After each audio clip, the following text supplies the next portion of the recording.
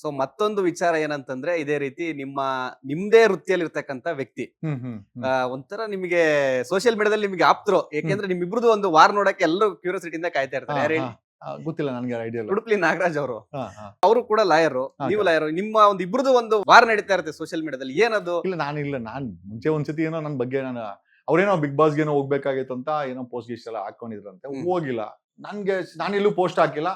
ಅದು ಎಲ್ಲ ಸೀಕ್ರೆಟ್ ಆಗಿ ನಡೆಯುವಂತ ಒಂದು ಕಾರ್ಯಕ್ರಮ.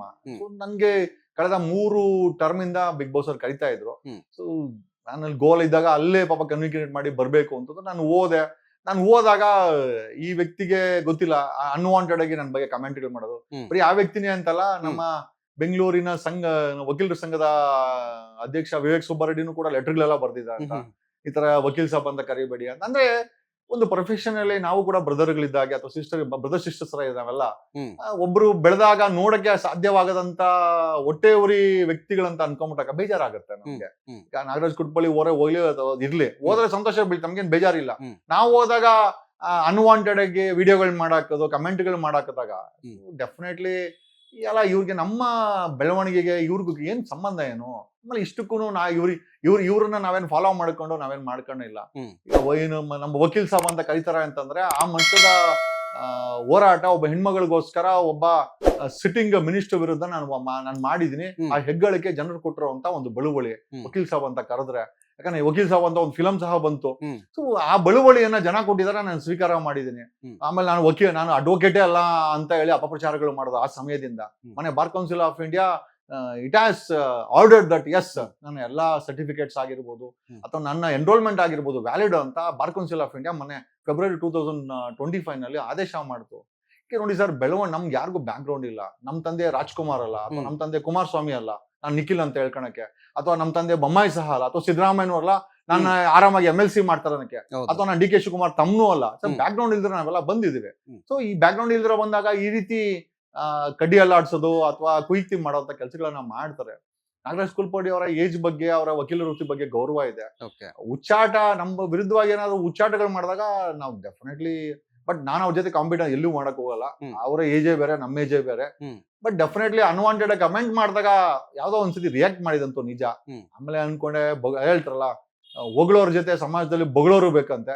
ನೀವು ಹೊಗಳೋರ್ ಆಗ್ತಿರೋ ಅವ್ರವ್ರಿಗೆ ಬಿಟ್ಟಿದ್ದು ಸರ್. ಬೊಗಳೋರಾದ್ರೆ ಬೊಗಳ್ಕಂಡ್ಲೆ ಮುಂಚೆ ರಿಯಾಕ್ಟ್ ಮಾಡ್ತಾ ಇದೀಗ ಅದನ್ನು ಮಾಡಲ್ಲ.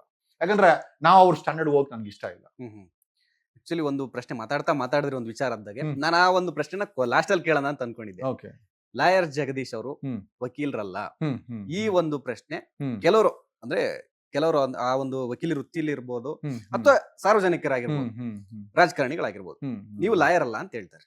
ಈಗ ಮನೆ ಬಾರ್ ಕೌನ್ಸಿಲ್ ಆಫ್ ಇಂಡಿಯಾ 2025 ಫೆಬ್ರವರಿಯಲ್ಲಿ ಆದೇಶ ಮಾಡಿದ್ರು. ಇವರೇ ಹೋಗಿ ಡೆಲ್ಲಿನಲ್ಲಿ ಎನ್ರೋಲ್ಮೆಂಟ್, ಡೆಲ್ಲಿ ಬಾರ್ ಕೌನ್ಸಿಲ್ಗೆ ಕಂಪ್ಲೇಂಟ್ ಕೊಟ್ಟು ಈ ತರ ಫೇಕ್ ಸರ್ಟಿಫಿಕೇಟ್ ಅಂತ ಹೇಳಿ 2023 ಅದೇ ರವಿಡಿ ಚಂದ್ರನ್ ಅವ್ರ ಕೇಸಲ್ಲಿ ಹೋಗಿ ಕಂಪ್ಲೇಂಟ್ ಗಳನ್ನ ಕೊಟ್ಟು ಡೆಲ್ಲಿ ಬಾರ್ ಕೌನ್ಸಿಲ್ ಇಂದ ಅದು ಬಾರ್ ಕೌನ್ಸಿಲ್ ಆಫ್ ಇಂಡಿಯಾಗೆ ಅಪೀಲ್ ಹೋಗಿತ್ತು. ಮೊನ್ನೆ 2025 ಇದೇ ವರ್ಷ ಫೆಬ್ರವರಿ ತಿಂಗಳಲ್ಲಿ ಬಾರ್ ಕೌನ್ಸಿಲ್ ಆಫ್ ಇಂಡಿಯಾ ಅಂದ್ರೆ ಇಡೀ ಭಾರತಕ್ಕೆ regulatory body Bar Council of India ಆದೇಶ ಮಾಡಿದೆ. ಇವ್ರು ಕೊಟ್ಟಂತ ಕಂಪ್ಲೇಂಟ್ ಫೇಕು, ಆಮೇಲೆ ಮಾಡಿದಂತ ಆರೋಪಗಳು ಕೂಡ ಸುಳ್ಳು. ಇವರ ದಾಖಲೆಗಳು ಅಥವಾ ನನ್ನ 10th 12th ಅಥವಾ ಎಜುಕೇಶನ್ ಸರ್ಟಿಫಿಕೇಶನ್ಸ್ ಆಗಿರ್ಬೋದು, ಓದಿರೋಂತಾಗಿರ್ಬೋದು, ಎಲ್ಲದೂ ಕೂಡ ವ್ಯಾಲಿಡ್ ಇದೆ. ಆಮೇಲೆ ಇವರ ಲೈಸೆನ್ಸು ಮತ್ತೆ ಲೈಸೆನ್ಸ್ ಏನಿದೆ ಅದು ಕೂಡ ವ್ಯಾಲಿಡ್ ಅಂತ ಹೇಳಿ ಆದೇಶ ಮಾಡಿದೆ. ಸೊ ಈಗ ನಾನು ಉತ್ತರ ಕೊಡೋದಕ್ಕಿಂತ ಸಂಬಂಧಪಟ್ಟಂತ ಪ್ರಾಧಿಕಾರ ಉತ್ತರ ಕೊಟ್ಟಿದೆ. ಸೊ ನೀವಾಗ ಲೀಗಲಿ ನೀವು ಲಾಯರ್ ಅಂತ ನಿಮಗೆ ಎಲ್ಲ ಲೀಗಲ್ ನಿಮ್ಮ ಹತ್ರ ಇದೆ. 2017ರಲ್ಲಿ ನಾನು ಎನ್ರೋಲ್ಮೆಂಟ್ ಆಗಿರೋದು. ಸೆಂಟ್ರಲ್ಲಿ ಅಪಸ್ವರಗಳು ಬಂದಿದ್ದು ಖಂಡಿತ ನಿಜ, ಇಲ್ಲ ಅಂತ ಹೇಳ್ತಾ ಇಲ್ಲ. ನಮ್ಮಂತವ್ರಿಗೆ ಬೆಟ್ಟು ಮಾಡಿ ತೋರ್ಸುವಂತ ಸಮಾಜ ಆದೇಶನ ಒಪ್ಕೊಳ್ಬೇಕಲ್ಲ. ನೀವುಗಳೆಲ್ಲ ಈ ತರ ಏನೋ ವಕೀಲರೇ ಅಲ್ಲ ಅಂತ ಆರೋಪ ಮಾಡೋದು ನೀವೇ. ಆಮೇಲೆ ಇದೇ ಒಂದಷ್ಟು ಕುಯುಕ್ತಿ ವಿರೋಧಿಗಳು. ಈಗ ಆದೇಶ ಮಾಡಿರೋದು ಪ್ರಾಧಿಕಾರ, ಬಾರ್ ಕೌನ್ಸಿಲ್ ಆಫ್ ಇಂಡಿಯಾ ಒಂದು ಪ್ರಾಧಿಕಾರ ವಕೀಲರುಗಳಿಗೆ ಇಡೀ ಭಾರತಕ್ಕೆ. ಅವರೇ ಆದೇಶ ಮಾಡಿದ್ದಾರೆ. ಆದೇಶ ಪ್ರತಿಯನ್ನ ನಾನು ಮಾಧ್ಯಮ ಮಿತ್ರ ಜೊತೆ ನಾನು ಅದನ್ನ ಶೇರ್ ಮಾಡಿದ್ದೀನಿ, ಫೇಸ್ಬುಕ್ ಅಲ್ಲಿ ಹಾಕಿದ್ದೀನಿ. ಸೊ ಅವ್ರು ಪ್ರೂವ್ ಮಾಡಾದ್ಮೇಲೆ ಅದ್ರ ಬಗ್ಗೆ ನಾನು ಮತ್ತೇನ್ ಕಮೆಂಟ್ ಮಾಡ್ಲಿ. ಆಮೇಲೆ ಹೇಳ್ತಾರಲ್ಲ, ನಮ್ಮನ್ನ ತುಳಿದಷ್ಟು ಬೆಳೆದ್ ನಿಂತ್ಕೊಂಡಿದ್ದೀನಿ, ಇನ್ನೂ ಬೆಳಿತೀನಿ. ಏನೋ ಒಬ್ಬ ಆರ್ಡಿನರಿ, ನಾನು ನಮ್ಮ ತಂದೆ ಏನೋ ವಕೀಲರೇನಲ್ಲ. 2017ರ ಎನ್ರೋಲ್ಮೆಂಟ್ 1.5 ಲಕ್ಷ ಏನೋ ವಕೀಲರಿದ್ದಾರೆ. ನನ್ನದೇ ಆದಂತ ಸ್ಥಾನಮಾನ ಕರ್ನಾಟಕದಲ್ಲಿ ಜನ ನನಗೆ ಕೊಟ್ಟಿದ್ದಾರೆ. ಪರೀಕ್ಷೆಗಳು ಬಂದಿದೆ, ಹ್ಮ್. ಖಂಡಿತವಾಗಿ ಎದುರ್ಲಿಲ್ಲ, ಬೆದರ್ಲಿಲ್ಲ. ಹ್ಮ್. ಆ ಮೂಮೆಂಟ್ ಅಲ್ಲಿ ಸ್ಟಾಪ್ ಆಗಿದಂತೂ ನಿಜ. 4 ವರ್ಷ ಪ್ರಾಕ್ಟೀಸ್ ಮಾಡ್ಲಿಲ್ಲ, ಇಲ್ಲ ಅಂತ ಹೇಳ್ತಾ ಇಲ್ಲ. ಹ್ಮ್. 2023 25 ಪ್ರಾಕ್ಟೀಸ್ ಮಾಡ್ಲಿಲ್ಲ. ಮಾಡ್ಲಿಕ್ಕೆ ಇವರು ನನ್ನ ಫೇಕ್ ವಕೀಲ ಅಂತಾನೆ ವಿರೋಧ ಮಾಡ್ಕೊಂಡ್ಬಂದ್ರು. ಹ್ಮ್.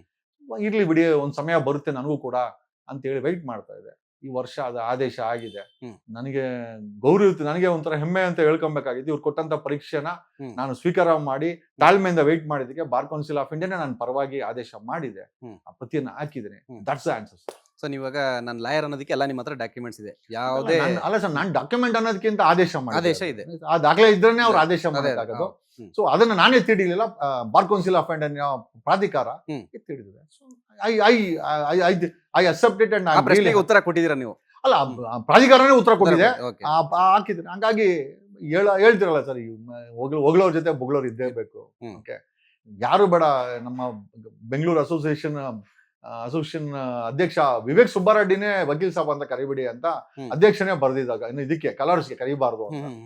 ಬೆಳಿಬೇಕು, ಹ್ಮ್. ಯಾರೋ ಬೆಳಿಬೇಕು ಸರ್. ಬೇರೆ ಯಾರೋ ಬೆಳೆದಾಗ ಹೊಟ್ಟೆ ಉರಿ ಬಿದ್ಕೊಳೋದು, ಮನೇಲಿ ಕೂತ್ಕೊಂಡು ನಿಮ್ಮೆಣ್ಣ ಹಾಕೊಂಡು ಜ್ಯೂಸ್ ಮಾಡ್ಕೊಂಡ್ರೆ ಪ್ರಯೋಜನ ಏನ್ ಬಂತು? ಹ್ಮ್. ಹೋಗ್ ನೀನು ಹೋಗು ಕಲರ್ಸ್ಗೆ, ಹ್ಮ್. ತಾಕತ್ತಿದ್ರಲ್ಲ, ಹಂಸ ಅಂತವ್ರನ್ನ ಜೊತೆ ಆಕ್ಟಿಂಗ್ ಮಾಡು, ಜನರಿಗೆ ಎಂಟರ್ಟೈನ್ಮೆಂಟ್ ಮಾಡು. ವಿವೇಕ್ ಸುಬ್ಬರೆಡ್ಡಿ ಅಥವಾ ನಾಗರಾಜ್ ಕುಡ್ಪಳ್ಳಿ, ಹ್ಮ್. ನಿಮ್ಗಳು ಅವ್ರು ಕರೆಯೋದೂ ಇಲ್ಲ. ಕರೆದ್ರೆ ಹೋದ್ರೆ ಮಾಡಕ್ಕೆ ಆ ಕೆಪಾಸಿಟಿ ಇದೆಯಲ್ಲ, ನಿಮ್ಗೆ ಗೊತ್ತಾಗತ್ತೆ ಅಲ್ಲಿ. ಹ್ಮ್. ಬೇರೆಯವ್ರ ಬಗ್ಗೆ ಬೆಟ್ ಮಾಡೋದು ತುಂಬಾ ಈಸಿ. ಹ್ಮ್. ಬಟ್ ಅದೇ ಬೆಟ್ ಮಾಡಿದಾಗ ನಮ್ಗೆ ಆ ಅವಕಾಶ ಸಿಕ್ಕಿದಾಗ ಮಾಡೋದಿದೆಯಲ್ಲ, ಹೌದು.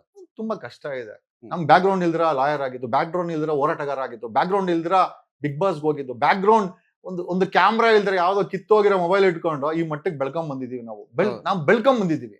I have proud to say that. Yes, ಇಲ್ಲಿ ನಿಂತ್ಕೊಂಡಿದ್ದೀನಿ. ಹ್ಮ್. ಒಬ್ಬ ಪೊಲೀಸ್ ಇಲಾಖೆ PC ಆಗಿರ್ಬೋದು, ಒಬ್ಬ CM ಆಗಿರ್ಬೋದು, ಅಳ್ಳಾಡಿಸ್ತೀನಿ. ಯಾಕಂದ್ರೆ ನನ್ನಲ್ಲಿ ಸತ್ಯ ಇದೆ. ತಾಕತ್ತಿದ್ರೆ ಒಬ್ಬ ಪೊಲೀಸ್ ಕಾನ್ಸ್ಟೇಬಲ್ ಬಗ್ಗೆ ಮಾತಾಡ್ಲಿ, ಆಗಲ್ಲ ಜನಗಳಿಗೆ. ಹ್ಮ್. ಅದಾಗದಿರೋದ್ರಿಂದ ದೇವ್ರು ನಮಗೆ ಧ್ವನಿ ಕೊಟ್ಟಿದ್ದಾನೆ, ಅಂತ ಬ್ಯಾಕ್ ಗ್ರೌಂಡ್ ಕೊಟ್ಟಿದ್ದಾನೆ. ನನ್ನ ಕೈ ಬಾಯಿ ಶುದ್ಧವಾಗಿ ಇಟ್ಕೊಂಡಿದ್ದೀನಿ. ಬಂದಂತ ಪರೀಕ್ಷೆಗಳನ್ನ ಧೈರ್ಯವಾಗಿ ಎದುರಿಸಿದ್ದೀನಿ. ಹ್ಮ್. ಅದು ನನ್ನ ಸುಳ್ಳು ವಕೀಲ ಅಂತ ಹೇಳಿರ್ಬೋದು, ಫೇಕ್ ವಕೀಲ ಅಂತ ಹೇಳಿರ್ಬೋದು, ಅಥವಾ ರೋಲ್ ಕಾಲ್ ಜಗದೀಶ ಅಂತ ಹೇಳ್ಕೊಂಡ್ರು ಏನ್ ಅನ್ಕೊಟ್ರು ತಲೆ ಕೆಡ್ಸ್ಕೊಳಲ್ಲ. ಓಕೆ, ದುಡ್ಡು ಎಲ್ಲಾರು ಮಾಡೋದು, ನಾವು ಮಾಡ್ಬೇಕು ಅಂತ ಹೇಳಿ ನಾನು ಕೂಡ ಸಾಕಷ್ಟು ಹಣ ಮಾಡ್ತಾ ಇದ್ದೀನಿ. ಯಾಕಂದ್ರೆ ರಾಜಕೀಯಕ್ಕೆ ಬರ್ಬೇಕು ಅಂತ. ಒಬ್ಬ ರಾಜಕಾರಣಿ ಆಗ್ಬೇಕಂದ್ರೆ ಸಾಕಷ್ಟು ದುಡ್ಡು ಇರ್ಬೇಕು. 100 ಜನ ಬಂದು ಸಹಾಯ ಕೇಳ್ತಾರೆ. ಆ ಕೊಡುವಂತ ಶಕ್ತಿ ನಮ್ಗೆ ದೇವ್ರು ಕೊಡ್ಬೇಕು. ಹಾಗೆ ನಾನು ಸಾಕಷ್ಟು ಹಣ ಮಾಡ್ತಾ ಇದ್ದೀನಿ. ಓಕೆ, ತಪ್ಪೇನಿದೆ? ಖಂಡಿತ. ಲೇಟೆಸ್ಟ್ ಹಾಗೂ ಇಂಟ್ರೆಸ್ಟಿಂಗ್ ಸುದ್ದಿಗಳಿಗಾಗಿ ಬಾಸ್ ಟಿವಿ ಕನ್ನಡ ಚಾನೆಲ್ನ ಸಬ್ಸ್ಕ್ರೈಬ್ ಮಾಡಿ. ಹಾಗೆಯೇ ಬೆಲ್ ಐಕಾನ್ ಪ್ರೆಸ್ ಮಾಡಿ. ಇದರ ಜೊತೆಗೆ ಫೇಸ್ಬುಕ್, ಇನ್ಸ್ಟಾಗ್ರಾಮ್, ಎಕ್ಸ್ ನಲ್ಲೂ ಮಿಸ್ ಮಾಡದೆ ಫಾಲೋ ಮಾಡಿ.